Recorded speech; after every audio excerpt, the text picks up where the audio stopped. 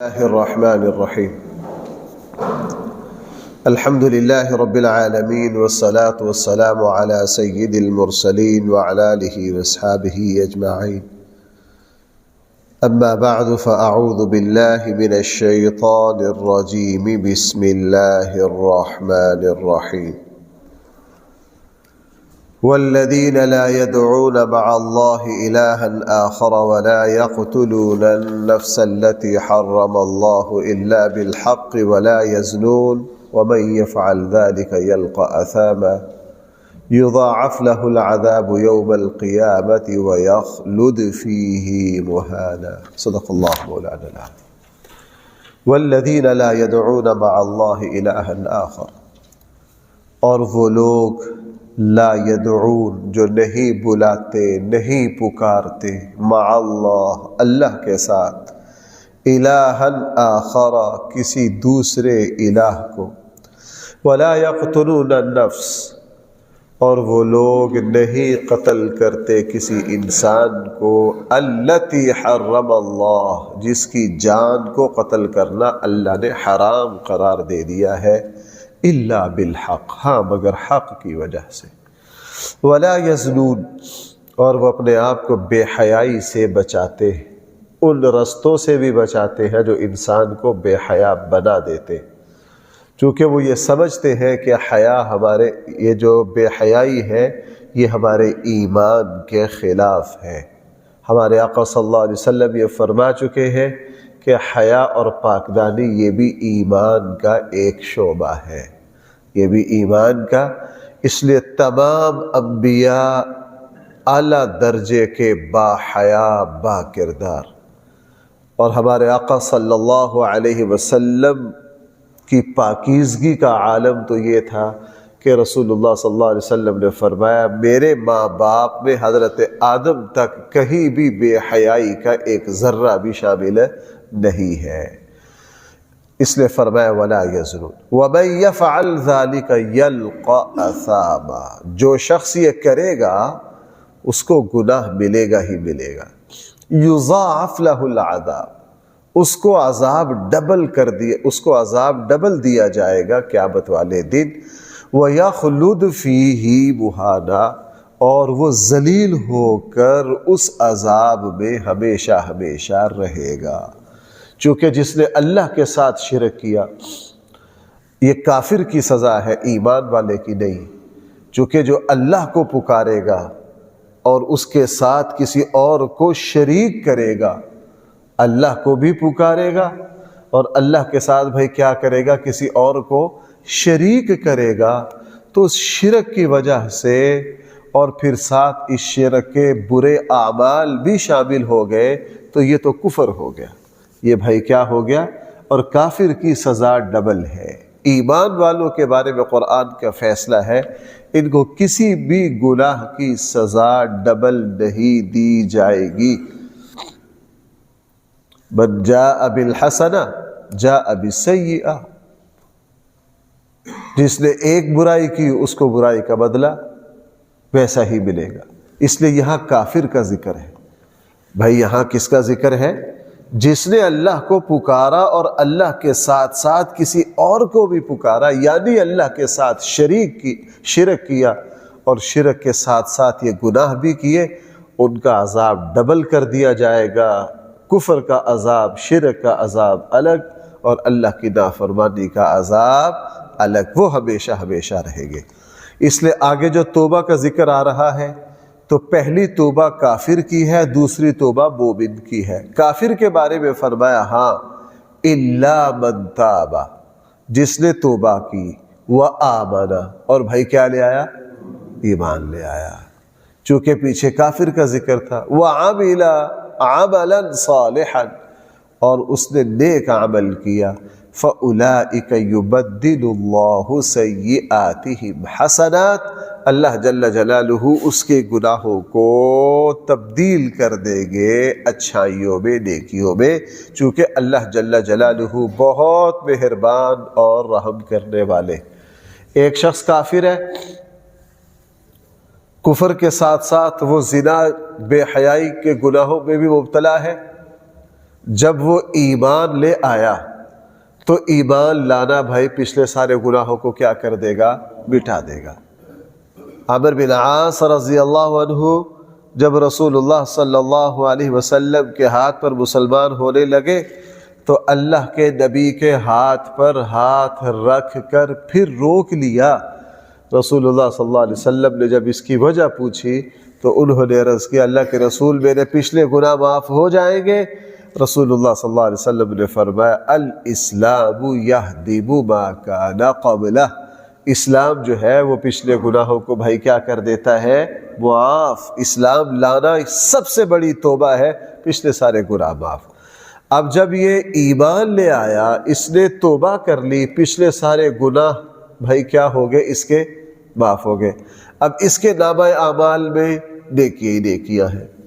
اور دوسرا مطلب مفسرین نے لکھا وہ بھی صحیح ہے، وہ یہ کہ جو بندہ ایمان لے آیا، عمل صالح کرنے لگ گیا، پچھلے سارے گناہ معاف ہو گئے، تو اگرچہ یہ نیک عمل کرنے لگ گیا لیکن پھر بھی یہ اپنی پچھلی زندگی کو سوچ کر شرمندہ ہوتا ہے۔ کیا ہوتا ہے؟ شرمندہ ہوتا ہے۔ یہ شرمندگی گناہ پر پھر اس کی برائیوں کو، اس کے گناہوں کو نیکیوں میں کیا کرتی رہتی ہے؟ تبدیل۔ بھائی ذرا میری بات سمجھنا، عمرو بن عاص رضی اللہ عنہ ان صحابہ میں سے ہے جو سیاسی اختلاف میں شریک ہوئے حضرت علی اور حضرت امیر معاویہ کے ساتھ۔ یہ حضرت امیر معاویہ رضی اللہ عنہ کے ساتھ تھے ان کی رائے۔ اب جب ان کا آخری وقت آیا نا، میں یہ عرض کر رہا ہوں یبدل اللہ سیئاتہم حسنات، اللہ تعالیٰ ان لوگوں کے گناہوں کو تبدیل کر دیں گے کس میں؟ اچھائیوں میں۔ کیوں؟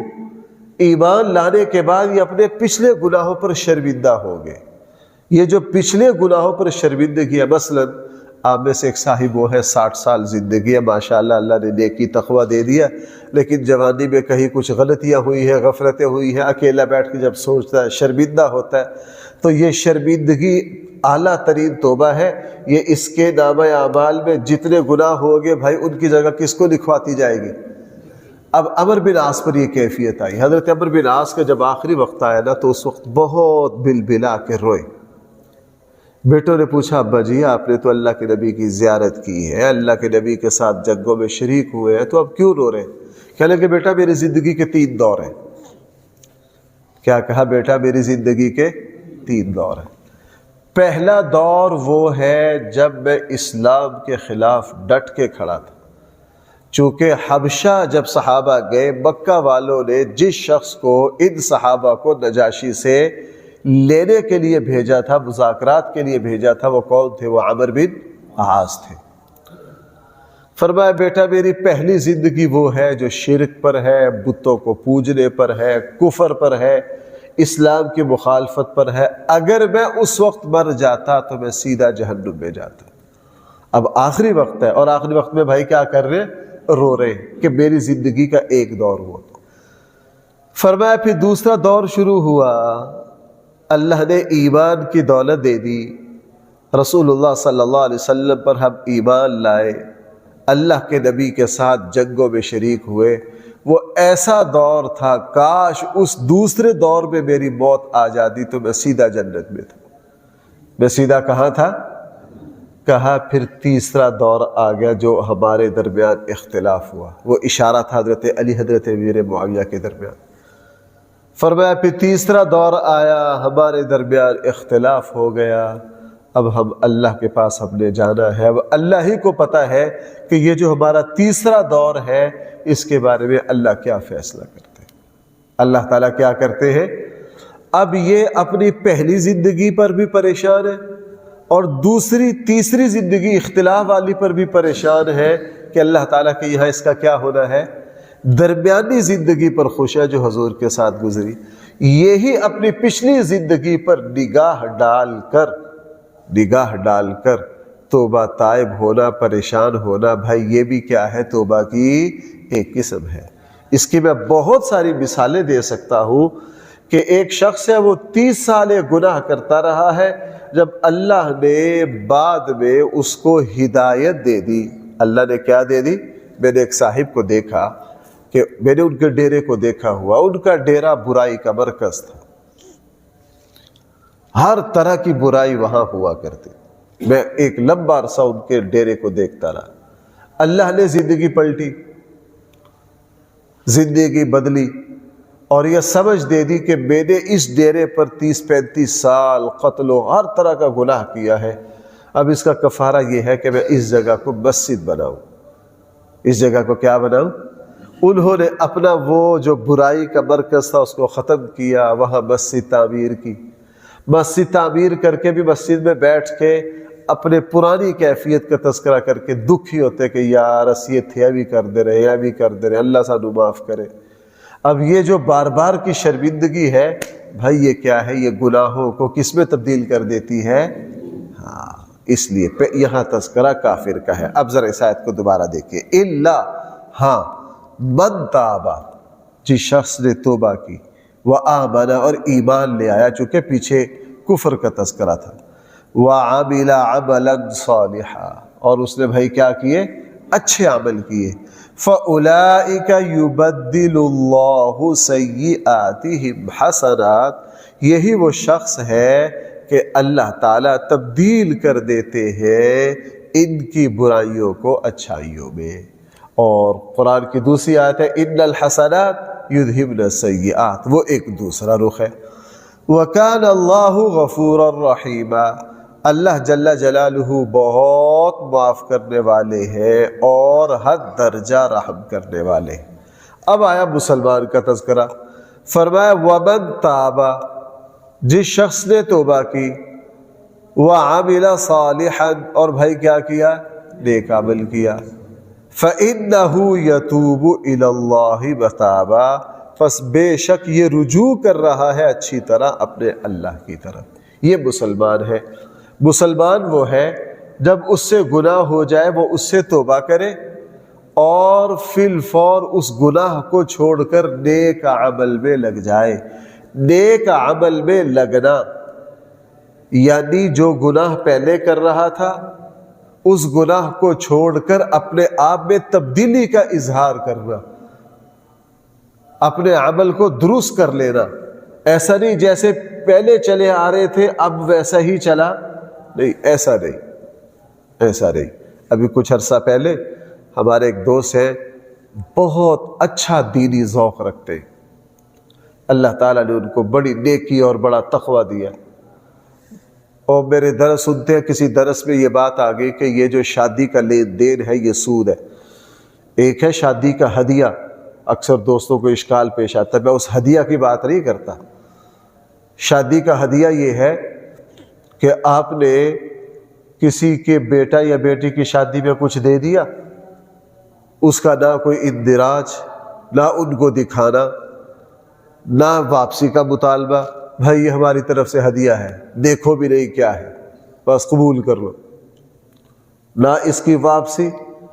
ایک وہ ہے ہمارے یہاں جو شادی کے موقع پر پورے حساب و کتاب کی طرح لکھا جاتا ہے، کہ بھائی یہ بھی ہوتا ہے کہ نہیں، لکھا جاتا ہے، اور اندراج ہوتا ہے کہ جی یہ 10,000 پرانا ہے، یہ اوپر 5 نیا ہے۔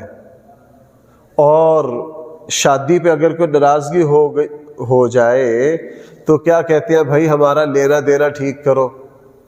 وہ لیا جاتا ہے، دیا جاتا ہے، وہ قرض ہوتا ہے، اور قرضے پر اضافہ بھائی کیا ہے؟ سود ہے۔ اب انہوں نے یہ تفصیل مجھ سے میرے کسی درس میں سنی تو مجھ سے یہ تفصیل سے مسئلہ سمجھا۔ وہ کھاتے پیتے لوگ تھے، ان کا ادھر ادھر لین دین بہت زیادہ، انہوں نے پھر جہاں جہاں کا لین دین تھا سب کو اطلاع کر کے یہ کہا، بھائی ہماری طرف سے آپ کے پاس جو آیا ہوا ہے وہ معاف ہے، جو ہمارا تمہارے پاس حق ہے بھائی وہ کیا ہے؟ وہ معاف ہے۔ ہاں جو تمہارا ہماری طرف ہے یہ لو بھائی، یہ قرض ہے، ہمیں پہلے پتہ نہیں تھا، یہ سارا سود ہے، یہ سارا کیا ہے؟ سود ہے۔ یہ جو عمل کو درست کرنا ہے، بھائی جو بات میں سمجھا رہا ہوں ذرا غور کرنا، غلطی کے بعد جو عمل کو درست کرنا ہے یہ توبہ کی اعلیٰ ترین شکل ہے۔ بھائی یہ توبہ کی کیا ہے؟ اس کو اب زبان سے یہ کہنے کی ضرورت نہیں ہے یا اللہ مجھے معاف کر دے۔ اس نے جب اپنے عمل کو درست کر لیا، اللہ تعالیٰ انشاءاللہ اس اعلیٰ ترین توبہ کے ذریعے پیچھے ہونے والی خطا کو کیا کر دیں گے؟ مثلا ایک نوجوان ہے، اپنے والدین کے ساتھ بے ادبی سے پیش آتا رہا، والد صاحب کے سامنے اونچی آواز کرتا رہا، اپنے والد کو دکھ پہنچاتا رہا۔ اب احساس ہوا کہ یار یہ میرے ماں باپ ہیں، میرے اوپر شفیق و مہربان ہیں، یہ دیکھو میری اتنی بڑی رہائش ہے، یہ انہی ماں باپ کی محنت کا نتیجہ ہے، میرے لیے بیوی بھی یہ تلاش کرتے ہیں، میرے لیے میری تعلیم کا انتظام۔ اب تھوڑی سمجھ آ گئی، اب شرمندہ ہو گیا، اب اس نے اپنا رخ پلٹ لیا، اب یہ ماں باپ کے سامنے کبھی بھی اونچا نہیں بولتا، ماں باپ کے ساتھ ادب سے پیش آتا ہے، ماں باپ کی خدمت کرتا ہے، اور جو کچھ پیچھے ہو گیا اس کی تلافی کی کیا کر رہا ہے؟ کوشش کر رہا ہے۔ یہ جب اس نے اپنے عمل کو ٹھیک کر لیا، اسی کو کہا وَعَمِلَ صَالِحًا، اب وہ نیک عمل پر آ گیا، اور یہ نیک عمل ہی بھائی کیا ہے؟ بہترین توبہ ہے، اور اللہ کو یہ توبہ بہت زیادہ پسند ہے۔ آپ کو پتہ ہے صحابہ کرام سے جہاں غلطیاں ہو گئی انہوں نے اگلے کسی موقع پر فرمایا مجھے اب اس کی کیا کرنی ہے؟ تلافی کرنی ہے۔ وَمَن تَابَ، جس شخص نے توبہ کی، وَعَمِلَ صَالِحًا، اور نیک عمل کرنا شروع کیا توبہ کے بعد، فَإِنَّهُ يَتُوبُ إِلَى اللَّهِ مَتَابًا، یقیناً یہ ایسا خوش نصیب ہے کہ اللہ جل جلالہ بھی بھائی اس کی طرف پھر کیا کریں گے، چونکہ یہ رجوع کر رہا ہے اللہ کی طرف، اور اللہ بھی اس کی طرف کیا کریں گے۔